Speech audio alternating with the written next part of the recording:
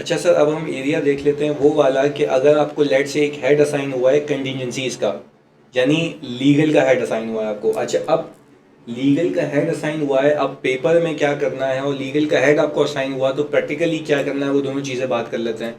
भाई अगर आपको सवाल में सिनेरियो है, क्योंकि risk and responses 80% of the time same साथ आते हैं, यानी बोलते हैं रिस्क इवेल्युएट करो, उसके रिस्पॉन्सेज बताओ। अब लेट से मैं ये कहूँ कि भाई आपके पास एक इन्फॉर्मेशन दी हुई है क्लाइंट की, और उसने कहा कि भाई ये केस चल रहा है, कस्टमर ने केस कर दिया है, या एक्स वाई जी आपका कोई पंगा चल रहा है किसी रेगुलेटर से यानी टैक्स अथॉरिटीज से, उस पर आपने एक केस किया हुआ या टैक्स अथॉरिटीज ने उसके ऊपर वापस से अपील फाइल की हुई है, तो आपने क्या काम करना है। और ऑल टुगेदर अगर वो आपसे ये पूछे कि पूरे कंटिजेंसी के हेड पे आप क्या काम करेंगे, तो वो भी सीख लेते हैं। पर मैं आपको एक बताता चलूँ बात, अगर आपने नोटिस नहीं की हो, आपकी जो बैलेंस शीट होती है ना, उसके अंदर सबसे आखिर में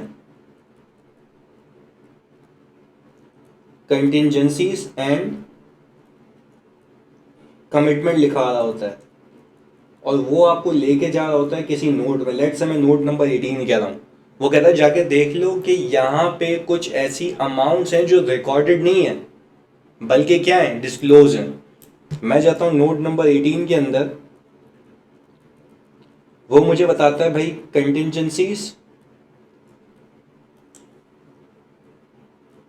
एंड कमिटमेंट्स। सर सबसे पहले तो इसको फारिग करें। कमिटमेंट्स क्या होती हैं भाई? Agreement to purchase. क्या होती है sir? Agreement to purchase. Late से भाई आपने कहा मुझे प्रेमिसेस बनवाना, आपने कॉन्ट्रैक्ट कर लिया है। आपने क्या कर लिया? कॉन्ट्रैक्ट कर लिया है। तो आपने जब कॉन्ट्रैक्ट कर लिया तो यू आर बाइंड बाय कि आपने उसको पैसे पे करना है। तो आप उसको रिकॉर्ड तो नहीं करते क्योंकि आपके ऊपर कोई भी बल्ली नहीं आई है, बट आप कमिटमेंट्स में दिखा देंगे भाई ये कमिटमेंट है कि मैंने पे करनी है। अब लेट से अगर आप कोई, आपको लेट से कुछ भाई इंपोर्ट करना है, तो इंपोर्ट करने के लिए आपने एलसी खुलवानी होगी। तो जब एलसी खुलवाते हो तो वो एक कमिटमेंट है कि आप पैसे पे करेंगे, तो वो भी यहाँ डिस्क्लोज होती है। तो वो एक सेपरेट चीज़ है। अभी हम फोकस कर रहे हैं किस पे? कंटिजेंसीज के ऊपर। ऐसा ही है, बहुत फोकस होकर सुनिएगा। अच्छा, अब एक चीज़ जब कंटिजेंट होती है तो वो डिस्क्लोज होती है। कैसे भाई? अगर फॉर एग्जांपल मैंने किसी पे केस किया हुआ है, सही है, तो मैं तो राइट क्लेम कर रहा हूँ ना, और किसी ने मुझ पे, लेट से भाई मुझे टैक्स अथॉरिटीज कह रही हैं कि भाई आपने जो इनकम टैक्स पे किया है वो गलत किया हुआ है, मैंने आपकी असेसमेंट वापस से की है, आप ये चीज़ें जो आपने लेस की थी उसको ऐड करके मुझे टैक्स है, तो मैंने केस फाइल कर लिया। अब एक अमाउंट है जो कि कंटिजेंट है, पे करना मेरा डिपेंड करता है जिसका कि मैं केस हारूंगा या जीतूंगा, उस बेस के ऊपर। तो फिर मुझे एक बात बताएं, वो चीज़ डिस्क्लोज कब होती है? आप जाएं आइए 37 में, वो कहता ये है कि वो चीज़ डिस्क्लोज कब होती है? जब उसके चांसेस पे होने के या तो अनलाइकली हो, सही है, या तो पॉसिबल हो, तब वो क्या होगा जी? डिस्क्लोज होगा। तो सर रिकॉर्ड कब होगा? सर प्रोबेबल पे, वर्चुअली सर्टेन पे, तब जाके वो रिकॉर्ड होता है। बात क्लियर है? अच्छा भाई, तो यानी अब मुझे रिस्क क्या है मेरा? तो रिस्क के अगेंस्ट में रिस्पॉन्स होते हैं ना मेरा बच्चों। रिस्क ये है कि यहाँ पे ऐसा तो नहीं है कोई कंटिजेंसी रह गई हो। पहला रिस्क, ऐसा तो नहीं है कोई कंटिजेंसी रह गई, यानी भाई अगर 10 केसेस है 10 के 10 डिस्क्लोज होने चाहिए, क्यों एक गायब है? तो पहला रिस्क ये, उसको कैसे केटर करना है वो प्रोसीजर होगा, क्योंकि मैंने लिंकेज के साथ लेके चलना है। ऐसा तो नहीं है कि एक चीज रिकॉर्ड होनी चाहिए थी,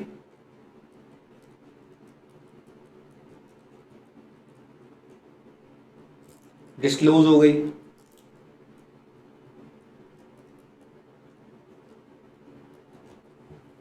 एक ये रिस्क है कि भाई वो तो प्रोबेबल है, आप उसको भाई कंटिन्यू समझ के यहाँ पे डिस्क्लोज करके बैठे हुए हैं। इससे किया कि आपने लाइबिलिटीज को अंडरस्टेट किया, एक्सपेंस को अंडरस्टेट किया। आगे देखें,